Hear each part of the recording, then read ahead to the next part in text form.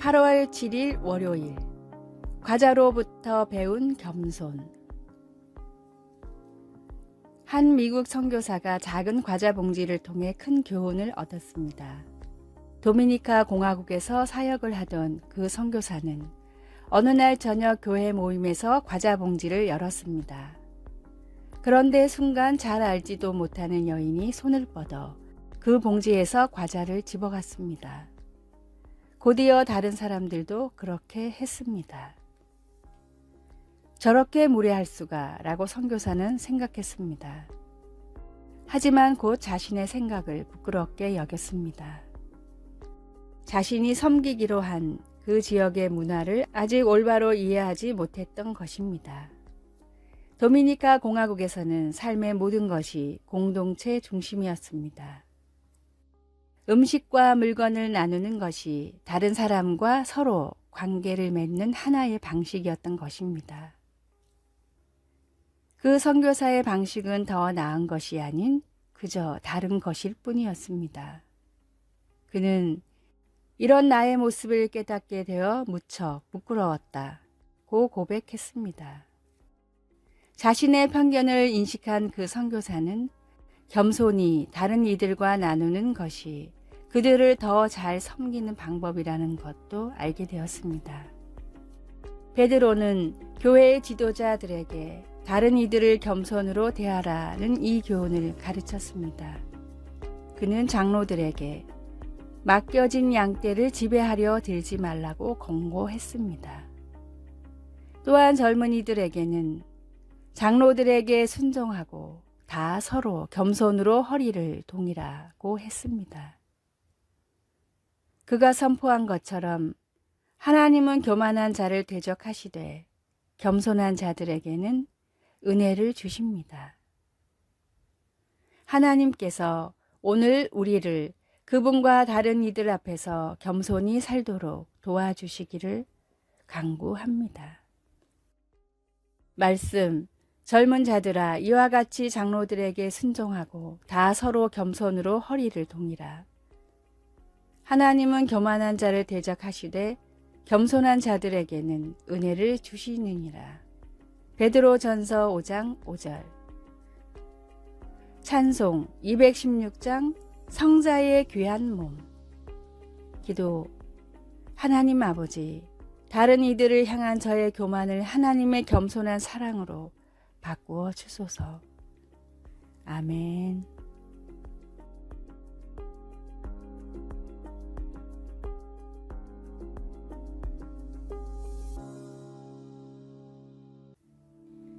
(8월 8일) 화요일. 이 풍랑이 지나면. 남아프리카 공화국에서는 여름철이면 일주일에 2, 3일 정도는 아침부터 하루 종일 강풍이 붑니다. 어떨 때는 한두 시간 뒤에 바람이 그치지만 심한 날은 어떤 야외 활동도 할 수 없을 정도로 강한 바람이 불어 어설프게 공사한 집은 지붕이 날아가기도 합니다. 그럼에도 남아프리카 공화국 사람들은 이 강풍을 싫어하지 않고 오히려 의사선생님이라는 뜻을 붙여 케이브 닥터라고 부릅니다. 온 도시에 불어닥치는 강풍이 매연과 먼지를 비롯한 모든 공해를 남극으로 날려버리기 때문입니다. 케이프 닥터가 몰아치고 나면 며칠은 청명한 하늘과 맑은 공기가 유지됩니다.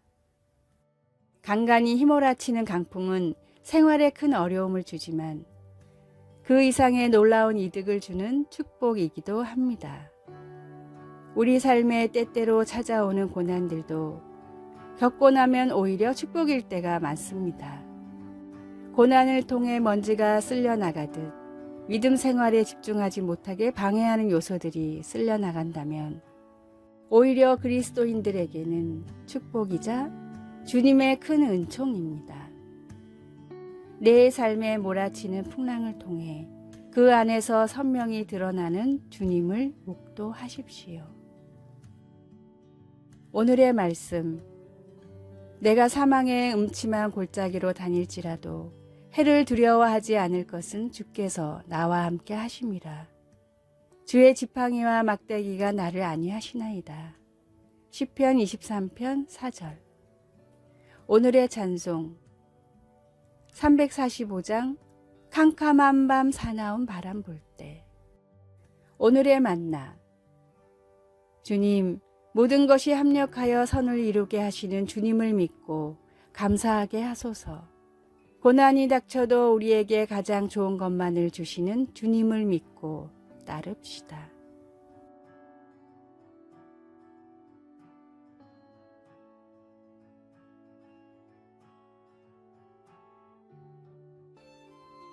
(8월 9일) 수요일. 치유받은 자 같이 살라. 인도에 사는 두 자매는 태어날 때부터 앞이 보이지 않았습니다. 그들의 아버지는 열심히 일했지만 자매가 앞을 볼 수 있게 해줄 수술을 위한 비용을 마련할 수가 없었습니다. 그러던 중 단기의료 선교팀이 그 지역을 방문했습니다. 수술을 받은 다음 날 간호사가 붕대를 풀자 두 자매는 환히 웃으며 그중 한 아이가 외쳤습니다. 엄마 보여요. 이제 보여요. 태어날 때부터 다리를 절었던 남자가 성전 입구에 늘 앉는 자리에 앉아 돈을 구걸하고 있었습니다.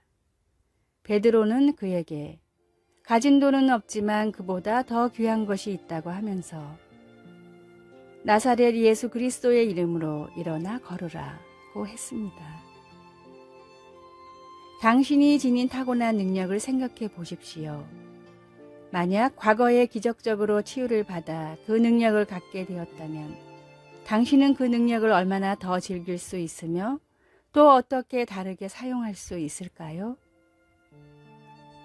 우리를 지으시고 구원하신 하나님께 감사를 드리고 주님이 주신 우리의 능력을 그분께 바치도록 합시다.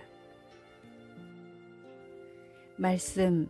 그들과 함께 성전으로 들어가면서 걷기도 하고 뛰기도 하며 하나님을 찬송하니. 사도행전 3장 8절.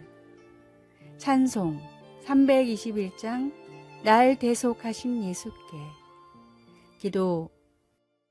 하나님의 음성을 들을 수 있는 귀와 하나님을 찬양할 수 있는 입, 그리고 하나님을 섬길 수 있는 손과 발을 주셔서 감사합니다.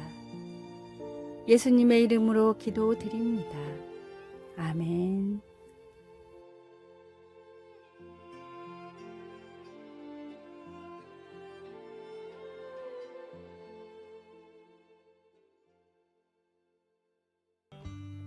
(8월 10일) 목요일. 발을 씻기신 이유. 중동 지역의 대부분은 사막이거나 건조합니다. 무더운 날에는 50도도 넘어가기 때문에 하루 종일 땀이 나는데 사막지대를 건너가기라도 하면 발은 하루 종일 모래로 뒤덮입니다. 온종일 땀이 고여 있고 모래투성이로 하루를 보내기 때문에 중동에서는 발을 매우 더럽게 여깁니다. 동등한 지위의 사람들끼리는 남의 발을 손으로 가리켜서도 안 됩니다. 부끄러운 곳을 지적하는 무례한 행위이기 때문입니다. 이 지역의 사람들이 누군가에게 줄 수 있는 가장 큰 모욕도 신고 있는 신발을 들어 때리는 것입니다. 발을 씻기는 일은 하인 중에서도 가장 낮은 하인이 해야 하는 천한 일이었습니다. 예수님이 제자들의 발을 씻기려고 하실 때 제자들은 큰 충격을 받았고 예수님이 발을 씻겨주셨던 것 역시 이런 이유 때문이었습니다. 하나님의 아들인 내가 이처럼 낮아졌듯이 너희도 스스로를 낮추어 다른 사람들을 섬겨라. 이제 곧 십자가의 대업을 이루실 예수님이 제자들에게 마지막으로 가르치셨던 것은 겸손입니다. 겸손하지 못한 사람은 예수님과 아무 상관이 없습니다. 높아지고 강해지려고 하는 세상의 속성을 따라 살지 말고 더 낮게, 더 약한 사람들을 찾아가 섬기는 사랑의 속성을 따라 사십시오. 오늘의 말씀, 내가 주와 또는 선생이 되어 너희 발을 씻겼으니 너희도 서로 발을 씻기는 것이 옳으니라. 요한복음 13장 14절. 오늘의 찬송 516장 옳은 길 따르라 의의 길을. 오늘의 만나 주님 앞에서 겸손한 삶을 살고 있는지 다시 깨닫고 더욱 겸손하게 하소서. 가장 낮은 곳에 있는 약한 사람들을 찾아가 섬기도록 노력합시다.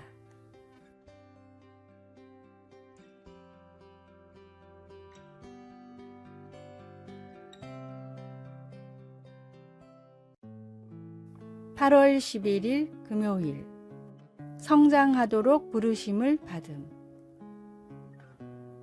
멍게는 이상한 생명체입니다. 바위와 조개 껍질에 붙어있는 멍게는 마치 물결에 흔들리는 부드러운 플라스틱 튜브처럼 보입니다.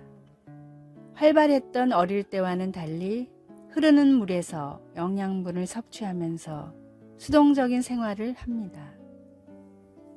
멍게는 먹이를 찾고 자신을 보호하는 기능을 하는 원시적인 척수와 두뇌를 갖춘 올챙이 같은 모습으로 삶을 시작합니다.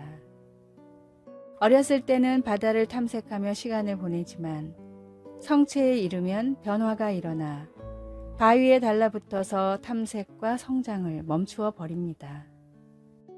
그리고 자신의 뇌를 먹어치우는 섬뜩한 반전을 보여줍니다. 척추도 없이 생각도 없이 수동적으로 물결에 따라 사는 멍게. 베드로 사도는 우리에게 그런 멍게의 운명을 쫓지 말라고 권면합니다. 우리는 성장하도록 부르심을 받았고 그것은 곧 하나님의 성품에 참여하는 것을 의미합니다. 이 성장애로의 부르심은 10대뿐 아니라 70세의 사람에게도 똑같이 아주 중요합니다. 하나님의 성품은 바다처럼 광대한데 우리는 고작 몇 미터 밖에 나아가지 못했습니다. 하나님의 끝없는 성품을 탐구하며 새로운 영적 모험을 떠나보십시오. 배우고 섬기며 위험을 감수해 내십시오. 성장하십시오. 말씀, 이런 것이 너희에게 있어 흡족한, 즉 너희로 게으르지 않고 열매 없는 자가 되지 않게 하려니와. 베드로후서 1장 8절. 찬송 453장 예수 더 알기 원하네. 기도, 매일 주님을 더 닮아가려는 열정을 저에게 주소서. 아멘.